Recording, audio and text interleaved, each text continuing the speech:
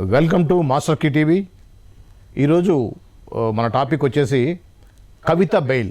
కవితకు బెయిల్ ఇవ్వాలని కవిత తరపు లాయర్లు కోర్టుకి ఒక పిటిషన్ వేశారు.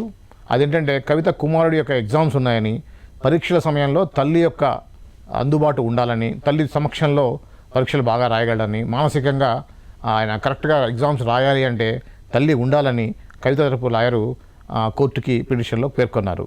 దీనికి ఈడీ తరపు న్యాయవాది ఏమన్నారంటే పరీక్షల సమయంలో ఆ అబ్బాయికి ఉండాలి అన్నట్టుగా మెడికల్ సర్టిఫికేట్స్ ఏవి కూడా చూపించలేదు. అది కాకుండా ఇటువంటి కేసుల్లో ఆడవాళ్ళు తల్లి సెంటిమెంట్ కోర్టుకి అవసరం లేదు. ఇటువంటి విషయాల్లో ఆడవాళ్ళని కానీ తల్లి అనేటువంటి సెంటిమెంట్ కానీ పనిచేయదని చెప్పేసి వారు వాదించారు. అయితే దీని తరపున ఈ యొక్క పిటిషన్కి సంబంధించి కోర్టు తీర్పుని 8వ తారీఖుకి రిజర్వ్ చేయడం జరిగింది. ఈ పిటిషన్ తరపున ఏదైతే వీళ్ళు అడిగారో దాని మీద విచారణ చేసి దాని మీద జడ్జిమెంట్ చెప్పడానికి 8న ఈ నెల 8వ తారీఖుకి పోస్ట్పోన్ చేయడం జరిగింది. ఈ విషయం గురించి మాట్లాడడానికి మన స్టూడియోకి వచ్చారు ప్రముఖ రాజకీయ విశ్లేషకులు విజ్ఞాన్ గారు. విజ్ఞాన్ గారు, వెల్కమ్ టు అవర్ స్టూడియో అండి. నమస్తే అండి. విజయ్ గారు, చెప్పండి, ఇప్పుడు కవిత బెయిల్ కోసం పిటిషన్ వేశారు కదా, ఇది ఎలా ఉండబోతుందంటారు? ఇది ఎంతవరకు సబబని మీరు అనుకుంటున్నారు? యాక్చువల్లీ నీకు బయటికి రావాలని ఉంది, ఆ కుతూహలం అర్థమవుతుంది. ఏదో ఒక వంక బయటికి రావాలి నీ తాపత్రయమో నీ తపన అర్థమవుతుంది. దానికి ఏవేవో రీజన్లు చెప్పి ఎందుకు నవ్వుల పాలవుతావు ప్రతిసారి? అవసరమే ఉంది. నా కొడుకు ఎగ్జామ్ రాయాలంటే నేను పక్కనే ఉండాలి. ఎందుకు పరీక్ష కేంద్రంకి వెళ్ళి నువ్వే దిద్దు పరీక్షలు కూడా? అంటే నువ్వు పక్కన కూర్చుంటే తప్ప ఆయన పరీక్ష రాయడు కదా. మరి అంటే ఇంట్లో ఉంటే చదువుతాడు కరెక్టే, అక్కడికి వెళ్తావు, మరి అక్కడ వాడు ఇట్లాగే కూర్చుంటే ఏం చేస్తావు? వచ్చి పక్కన కూర్చొని రాయించు. అట్లాగే ఉంది మరి పరిస్థితి. జైల్లో ఉన్న వాళ్ళు ఎవరికి పిల్లలు లేరా అండి? వాళ్ళందరికీ ఎమోషన్స్ లేవా? వాళ్ళెవరు కూడా ఇప్పుడు అప్పుడే పెళ్ళయి ఏదో నేరంలో జైలుకి వచ్చే వాళ్ళు ఉంటారు. వాళ్ళకి భార్యను చూడాలని ఉండదా? భార్యకు భర్తను చూడాలని ఉండదా? తండ్రికి కూతుర్ని చూడాలని ఉండదా? కూతురికి తండ్రిని చూడాలని ఉండదా? ప్రతి ఒక్క నేరస్తులకి ఏదో ఒక బంధుత్వం ఉంటుంది, ఒక సెంటిమెంట్స్ ఉంటాయి. అవును. అండ్ అలాగే ఇంకా చెప్పాలి అంటే ఆ కోడికత్తి సీను 5 ఏళ్ళు ఉంచారు. వాడికి లేరా అండి ఫ్యామిలీ? ఆ పిల్లోడికి ఇంకా ఒకరిద్దరని కాదు. అండ్ నెక్స్ట్ పోనీ హెల్త్ ప్రాబ్లమ్స్. భాస్కర్ రెడ్డి వయసు ఎంత అండి? 72-73 ఏళ్ళ వయసు. ఆయనకు స్పైనల్ కార్డ్ ప్రాబ్లం, మొత్తం ఇలా వంగిపోయి ఉంటుంది. ఆయన్ని కూడా జైల్లో ఇలా హాస్పిటల్లో పెట్టారే తప్ప ఇంటికి పంపారా? ఎర్రగంగిరెడ్డికి వయసు లేదా? ఆయనకి ప్రాబ్లమ్స్ లేవా? కేజ్రీవాల్కి ప్రాబ్లం లేదా అండి? సరే, ఆయన ముఖ్యమంత్రి హోదాలో ఉన్న 3 రోజుల్లో 4.5 కేజీలు తగ్గాడు, కనబడుతున్నాడు మొహం మనిషిలో. ఆయనకు ప్రాబ్లం లేదా? ఎవరికి ప్రాబ్లం లేదు. ఈ మొక్కది బయటికి వెళ్ళిపోవాలి. పోనీ ఏమైనా మంచి రీజన్ ఏమైనా చెప్పావా అంటే సైకలాజికల్గా అబ్బాయి పరీక్ష రాయాలంటే నేను ఉండాలి. సైకలాజికల్గా నువ్వు ఖచ్చితంగా ఉండాలి, అతనికి ఆ సైకలాజికల్ ప్రాబ్లం ఉందని నువ్వేమైనా చూపించావా? లేదు. దెన్ ప్రతిదానికి ఇట్లా నవ్వుల పాలు అవ్వకూడదు. ఊరికే ఏదో ఒక రీజన్ చెప్పేసి తప్పించుకోవడానికి. మళ్ళీ ఇంకా జైల్లో ఉన్నా కూడా మిగతా ఆడవాళ్ళకి ఆభరణాలు పెట్టుకోవాలని అనిపిదా? ఈవిడకి తాళి కావాలి, చెవుదిద్దులు కావాలి, ముక్కు పుడక కావాలి, వంకీలు కావాలి, వడ్డానాలు కావాలి, ఇంత గొలుసు కావాలి, అన్నీ కావాలి. 7 వారాల నగలు కావాలి ఆమెకు జైల్లో కూడా. మిగతా వాళ్ళ ఖైదీలు కాదా? ఓకే, అంటే బెయిల్ని అడగడం ఒక విషయం అయితే ఈడీ తరఫున న్యాయవాదులు ఏం చెప్పారంటే కవిత ఈ యొక్క కేసులో ఉన్నటువంటి కవితకు సంబంధించిన వ్యక్తులు అందరూ కలిసి దాదాపుగా 100 ఫోన్లో ఉన్న డాటాలు డిలీట్ చేయడం కానీ, ఆ 100 ఫోన్లలో కొన్ని ఫోన్లను ధ్వంసం చేయడం కానీ జరిగింది. సాక్ష్యాలను ఖచ్చితంగా వీళ్ళు తారుమారు చేస్తారు, సాక్షుల్ని ప్రభావితం చేస్తారు. అదేవిధంగా పిల్లయ్య కూడా ఫస్ట్ ఒక స్టేట్మెంట్ ఇచ్చి తర్వాత ఇంకో స్టేట్మెంట్ ఇచ్చాడు. సో ఈ విధంగా మార్పు జరిగే అవకాశం ఉంది కాబట్టి బెయిల్ ఇవ్వము అని చెప్పి ఖచ్చితంగా చెప్పారు. అదే తీర్పును వచ్చేసి 8వ తారీఖుకి వాయిదా వేశారు. ఎలా ఉండబోతుంది అంటున్నారు మీరు అనుకుంటారు? 8వ తారీఖుకి వాయిదా ఎందుకు వేశారు అంటే అమ్మ తల్లి కొంచెం శాంతించు, ఇంకో రీజన్ ఏమైనా ఆలోచించుకురా, ఇది మాకు నచ్చలేదని వాళ్ళు కూడా చెప్పారు ఇండైరెక్ట్గా. ఓకే, ఎందుకంటే సిసోడియాక్ ఫ్యామిలీ లేదా అండి? ఆయన ఒకడేనా?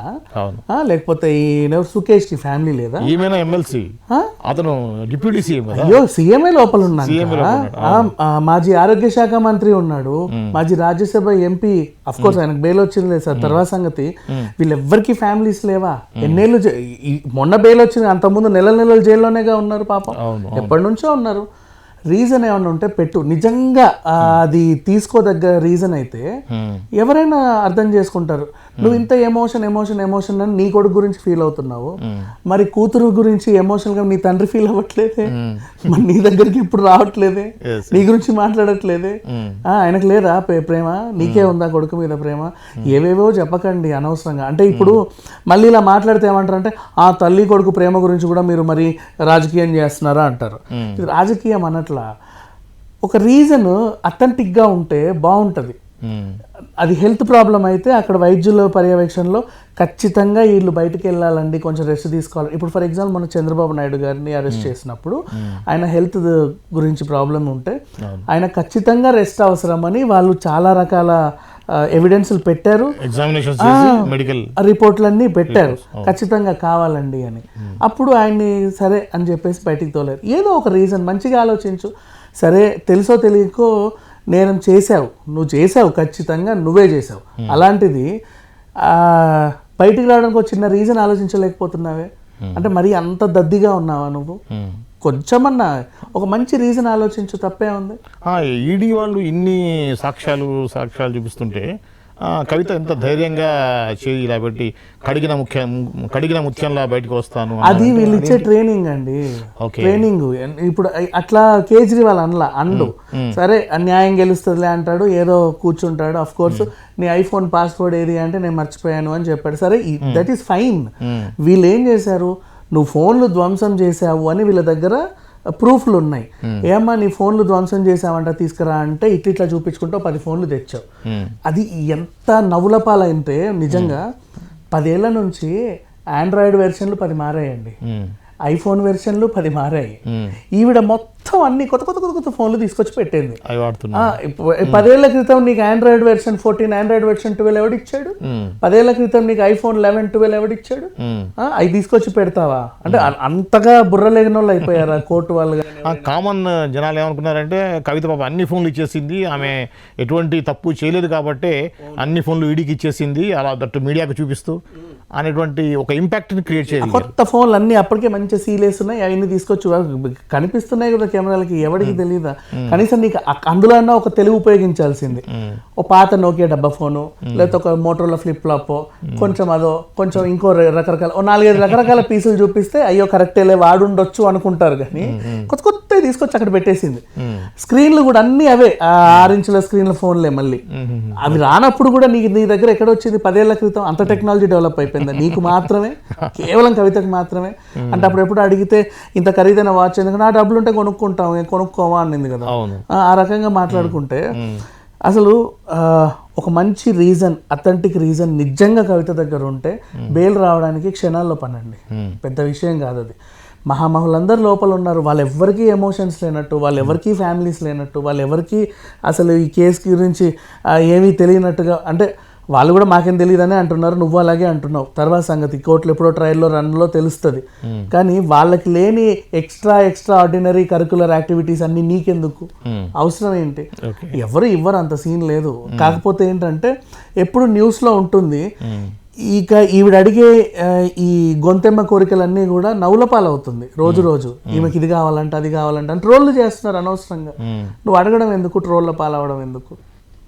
ఓకే.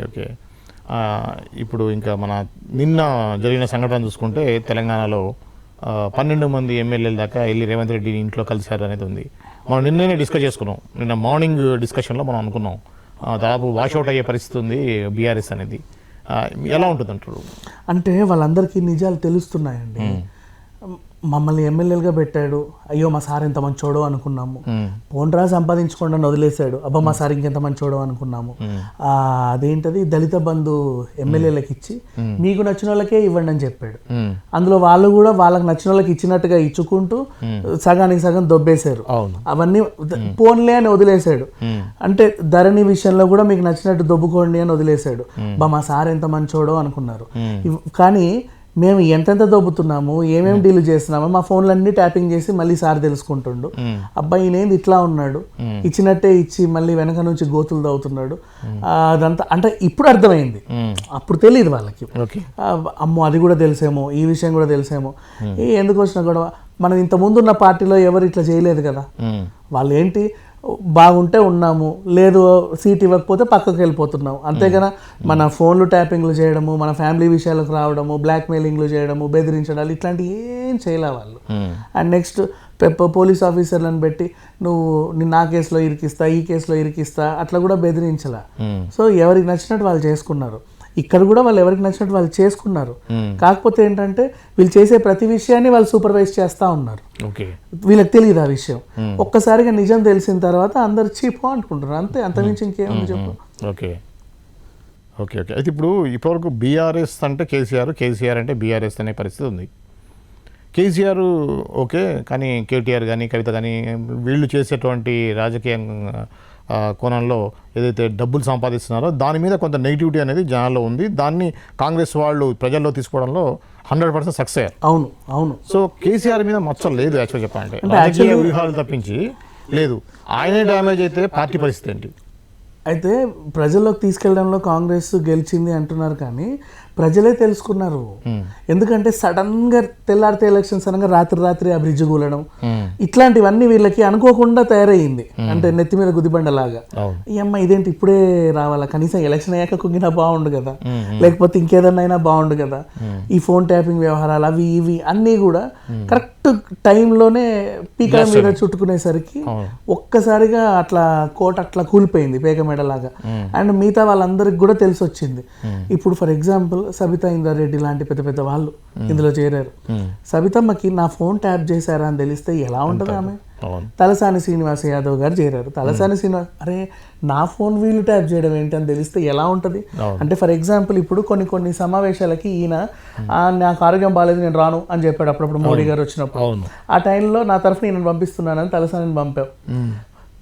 నువ్వు పంపావు కరెక్టే, కానీ నీకు డౌట్ మళ్ళీ లోపల తలసాని అక్కడికి వెళ్ళి నిజంగా నా గురించే చెప్తాడు లేక ఆయనకైనా గురించి మరి చెప్పుకుంటాడా ఏంటో మరి చూద్దామని ఆయన ఫోన్ కూడా ట్యాప్ చేసి చూడటం, తమిళసై ఫోన్లు ట్యాప్ చేయడం, అందరి ఫోన్లు ట్యాప్ చేస్తూ ఉంటే ఇప్పుడు వీళ్ళందరికీ తెలిసి వచ్చింది నా గుట్టు మొత్తం ఈయనకు తెలుసు, ఈయన దగ్గర నేను ఉండను, రేపు మాపి నా లోపలికి వెళ్ళిపోతాడు, ఆయనతో పాటు నా గుట్టు కూడా వెళ్ళిపోతుంది, జైలుకి వెళ్ళిపోతుంది. మహాప్రసాదం అదే ఎందుకు వచ్చిన గొడవ. మనము కూడా ఇప్పుడు ఆయన దగ్గరికి వెళ్ళలేదనుకో, ఒకప్పుడు అంటే వీళ్ళకి ఒక పశ్చాత్తాపం, అప్పుడెప్పుడో పిలిచినప్పుడే వెళ్ళాల్సింది, ఆ పార్టీని అనవసరంగా వీడాం మేము, కొంచెం గొప్ప సీనియర్ నేతల్లాగా ఉన్నా ఇప్పటికి మాకు ఏదో ఒక గుర్తింపు వచ్చేది. అందరూ మహామహులు. సబితమ్మకి కాంగ్రెస్లో ఎంత పెద్ద పెట్టి ఉంది. అట్లాంటి రాజశేఖర్ రెడ్డి గారే స్వయంగా చేవెళ్ల నుంచి పాదయాత్ర ప్రారంభించిన చరిత్ర ఆమెది. అండ్ మళ్ళీ అల్లోల ఇంద్రకరణ్ రెడ్డి, నిర్మల్, డి శ్రీనివాసరావు గారు నిజామాబాద్ నుంచి మంచి నేతలు, మహామహా నేతలు, ఇంచుమించు ముఖ్యమంత్రి అవ్వచ్చు అనే లాంటి నేతలు. ఒక ఉత్తమ్ కుమారే కాంగ్రెస్ పట్టునే నేను ఇక్కడే ఉంటాను ఎక్కడికి వెళ్ళినాను ఉన్నాడే తప్పితే మిగతా పెద్ద వాళ్ళందరూ పోయారా? వాళ్ళందరూ కూడా ఇప్పుడు మళ్ళీ రిటర్న్ వస్తున్నారు. అనవసరంగా వెళ్ళాము అని అంటే నాలుగు ఖర్చుకొని ఎందుకు వచ్చిన గొడవ మాకు ఇది, ఆయన ఎవరినో నమ్మి వెళ్ళాము. వీళ్ళు అంటే పోనీ రాజకీయంగా వీళ్ళు మమ్మల్ని ఏం చేసినా పర్లా, వ్యక్తిగతంగా కూడా వీళ్ళకి మా ఇన్ఫర్మేషన్లు ఎందుకు? అసలు అంత అవసరమే ఉంది. ఈయన కాకపోతే అదృష్టం అంటే నేను ముఖ్యమంత్రినే, ఆయన అంత సీనియర్ రాజకీయ నాయకులమే మేము కూడా, మాకు ఆ హోదా ఉంది, మా పర్సనల్ విషయాలు ఈయనకెందుకు, నిన్న కాక మొన్న వచ్చి సీఎం అయ్యాడు అని వీళ్ళందరికీ అనిపించి వెళ్ళిపోతున్నారు. ఓకే ఓకే ఓకే అంటే ఎట్లా ఉండబోతుంది అంటారు? ఇక నాకు తెలిసి ఏంటి పరిస్థితి బీఆర్ఎస్ పరిస్థితి? బీఆర్ఎస్ లేదు, ఇంకా జీరో. BRS zero. ఒక తండ్రి, ఓ జైల్లో ఉండే ఒక కూతురు, బయట అరుచుకుంటూ తిరిగే ఒక కొడుకు, ఇంతకు మించి ఇంకెవ్వరు ఉండరు. హరీష్ రావు గారు కూడా ఉంటారు, అసలు ఛాన్సే లేదు. వీళ్ళందరూ ఎవ్వరు ఉండరు. హరీష్ రావు గారు కూడా ఎప్పుడెప్పుడు అందరికీ తెలుసు, అందరూ అనుకుంటారు ఆయన ఎప్పుడో ఎగిరిపోతాడు అని. ఇప్పుడు కాదు, 5 ఏళ్ల నుంచి ఉన్న వార్తే. అయినప్పటికీ ఆయన వీళ్ళ తరఫున ఖండిస్తా ప్రతిదీ ఖండిస్తా వస్తాడు. ఎన్నని ఖండిస్తాడండి? వీళ్ళు చేసే వేషాలన్నీ తెలుసుకున్నా కూడా ఖండిస్తే ఆయనకు కూడా కొంచెం ఉండదా? అందుకని చెప్పేసి ఒక రోజు చూసి చీప్ అని చెప్పి ఆయన కూడా వెళ్ళిపోతాడు. బీజేపీ ఇంకా బీజేపీ అని చెప్పలేము, కాంగ్రెస్ అని చెప్పలేము, ఆయన ఇష్టం. బీజేపీకే వెళ్తాడు, ఎందుకంటే ఈటల గారు కూడా పాపం అక్కడికే వెళ్ళారు కాబట్టి వెళ్తే బీజేపీకే వెళ్ళే అవకాశం ఉంది. ఓకే ఓకే ఇది అండి ఈరోజు ఉన్నటువంటి ప్రధానమైనటువంటి విషయం, దాని మీద రాజకీయ విశ్లేషణ. మరో టాపిక్తో మళ్ళీ కలుద్దాం. చూస్తూనే ఉండండి మాస్టర్ కీ టీవీ.